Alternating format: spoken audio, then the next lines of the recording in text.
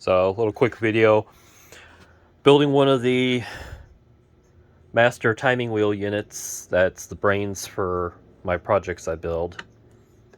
It's threaded rod, nuts, washer, and a whole bunch of these notch discs.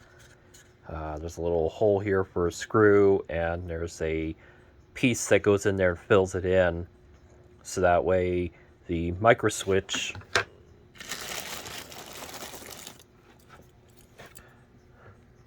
depending on if you have it wired up, is normally closed, normally open.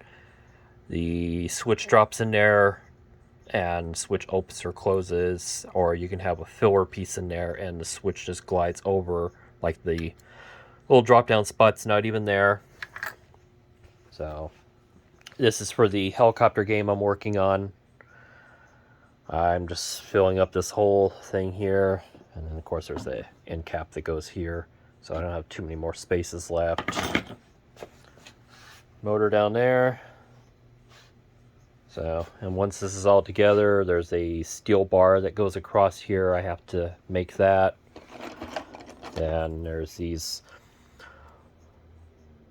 little pieces here that get hooked down on the steel bar, which the micro switches hook up to.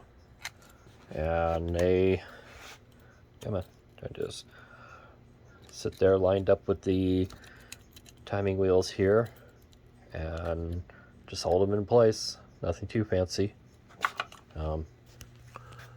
Same thing here. This is a smaller unit. Make them different sizes, but it's the master brains for turning power on, resetting everything, whole kit and caboodle. So, got any questions? Feel free to hit me up.